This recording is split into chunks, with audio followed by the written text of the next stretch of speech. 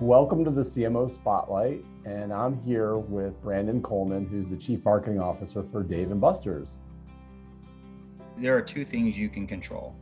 One is your attitude, and the second is your effort. But there are things you don't know, right? And there are things that you haven't experienced, but you can't let that change your attitude. You got to have this great, like yes and I'll take on more, I'll do more. I will learn more. If I don't know it, I'll figure it out. You can control your attitude, right? Like, whether it rains or whether it's the sun is shining, like, doesn't matter. You control your attitude. And so you take that positive attitude, you take, everybody has, nobody ever promised that this was going to be easy or that this wasn't going to come with any lumps or anything like that. It is what it is. And you just got to be positive and then the second piece is the effort and just get after it. But I think at the same time, you have to have that positive outlook to see them and recognize them, and then that effort to go out and grab them when they do come up, because things that pass you by, those are missed opportunities.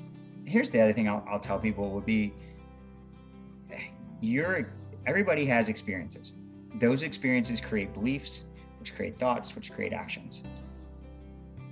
Really orient myself towards the business metrics, the business KPIs, the EBITDA, the revenue, the middle of the P&L, and understanding that in a lot of depth in order to then find creative solutions for marketing to drive value.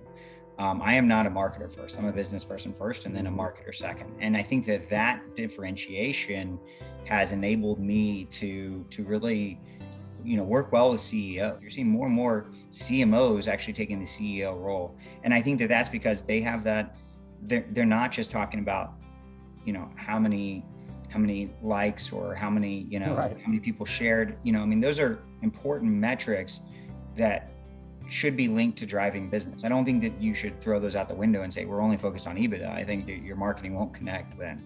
But you have to find the right balance of the metrics that marketers talk about and the metrics that the CEO and the CFO talk about. Be specific about your goals and accountable for your results.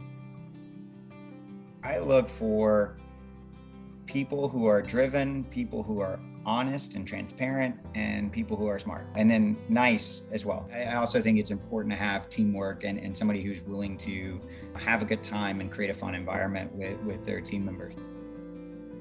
The first campaign we did was called the Italian Road Trip, and we worked really hard on getting this campaign all together and getting all the effort and energy behind it. And I went into the store and I sat down on day one on all the media launch, and I was just like, oh yeah, this is gonna be a great campaign. And I asked the server, I was like, yeah, I'd like to order this Italian road trip. And she looks at me and she goes, I wouldn't do that. And pause, and she goes, yeah, corporate's making us do that. I would go over here and do this. And it was like a gut shot. It was just like this cannonball. And I said, hey, look, I'm in charge of marketing. What did I miss, right? Yeah. Like, and she's like, oh, well, it affects our tips in this way. It takes kitchen this, not good at lunch, blah, blah, blah. And so she went through everything. And what I realized in that moment, and it really changed the rest of my career and how I operate today, is I lacked empathy and an understanding for not only, I was thinking about the guest, which every good marketer should, but I wasn't thinking about the team who had to deliver that. And that lack of empathy was it was a big miss. And so it taught me to really embrace operations. That goes back to my values, but to really think about them and how we implement. So that's really important to me. We did a campaign at Macaroni Grill, a CMO there, and we had an opportunity to support No Kid Hungry. I was like, so for $100,000, we feed 1 million kids. I was like, we can crush that. And so we ended up blowing that out of the water. We raised $310,000 in our first year, and we fed 3.1 million kids. It was absolutely amazing. It was an incredible program, and it meant a lot to me because it actually had a huge impact, right? And so that's an important lesson, is make sure you're thinking about, don't always just follow the path that's laid in front of you. Make sure you're asking the questions about, what's meaningful to the guest. $100,000 not meaningful to the guest. 1 million kids, absolutely, right? So it was a great learning experience for our teams. And then the last one I'd say is just the Eat and Play combo that we recently ran at Dave & Buster's. Just absolutely crushed it, like just killed it. But there was a tremendous amount of resistance. And we really focused it to a singular month and treated it more as an LTO than an always on program. And one of the reasons I knew that is because I was listening to the guests, I was listening to guest feedback.